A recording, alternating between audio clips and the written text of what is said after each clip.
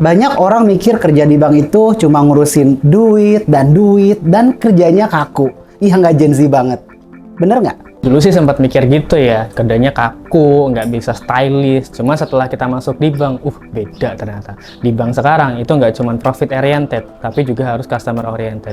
Jadi Gen Z itu bisa mengekspresikan dirinya gitu sesuai dengan pelayanan yang terbaik buat nasabah. Jadi nggak cuma masalah kaku atau formal teman-teman, tapi kita juga harus sebagai customer oriented gitu ya. Apalagi aku sebagai data analis yang itu menghandle semua survei kelainan di Indonesia. Jadi kita harus bisa stylish gitu ya, mengekspresikan diri kita walaupun kita di belakang layar. Gitu sih. Diprediksi tahun 2030 akan ada dua hal besar. Satu, bonus demografi, dan dua, badai finansial.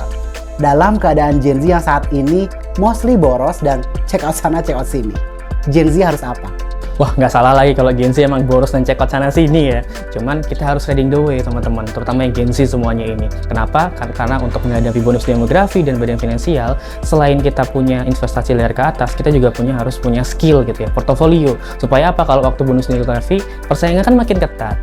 Kita nggak bisa kalah, Gen Z nggak boleh kalah. Supaya harus punya skill. Kalau waktu untuk badan finansial, kita juga harus investasi, kita harus fokus gitu ya untuk pertumbuhan ekonomi kita. Supaya nanti di tahun 2030, dengan adanya bonus demografi, Indonesia tuh bisa manfaatin itu.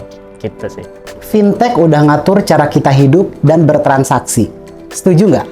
Setuju banget sih, fintech udah mengatur cara hidup kita dan ada di semua lini kehidupan kita sih. Bayar listrik, bayar air, bayar pulsa, bayar semuanya deh pokoknya. Itu udah seberapa fintech gitu ya. Cuman kalau dari sini aku ngelihatnya fintech juga sebagai peluang gitu ya. Kalau kita bisa manfaatin fintech buat investasi, buat layanan keuangan yang lainnya dan semuanya, itu kita bisa manfaatin fintech itu untuk kebaikan semua orang. Cyber University dikenal sebagai kampus fintech pertama di Indonesia. Penting nggak sih kuliah di tempat yang fokus pada industri masa depan? Wah, penting banget gitu ya, apalagi kalau kuliah di kampus yang punya visi sama punya langkah semaju lebih depan daripada kampus-kampus lainnya. Jadi teman-teman mahasiswa yang belajar di situ itu punya skill yang sesuai dengan industri masa depan, industri fintech tadi. Apalagi kampus fintech pertama di Indonesia. Gimana serunya belajar di Cyber University yang kuliahnya cuma 3 tahun dan 1 tahunnya lagi magang? Wah, seru banget sih ya. Ini flashback dikit ya. Jadi dulu waktu aku magang pertama kali, setelah kuliah belajar 3 tahun teori soal bisnis digital, langsung tuh magang di BRI. Jadi langsung disalurkan sama kampus untuk internship langsung di BRI. Selama 1 tahun, belajar ilmu yang dipakai di kampus tuh kepake di industri ternyata, apalagi di BRI gitu ya. Jadi langsung dari BRI itu, aku dapatlah kesempatan untuk lanjut gitu ya, sebagai karyawan BRI.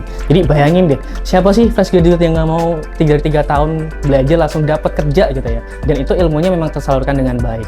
Jadi aku senang banget sih dengan adanya program Company Learning Program ini ya, CLP ini, 3 tahun kuliah, 1 tahun magang, itu membantu teman-teman mahasiswa buat menyalurkan gitu ya ilmunya dari kampus untuk langsung dipakai di industri. Jadi teman-teman ini nggak usah bingung harus menyalurkannya itu dari mana, nggak usah bingung cari kerja, tapi udah langsung dicariin sama kampus.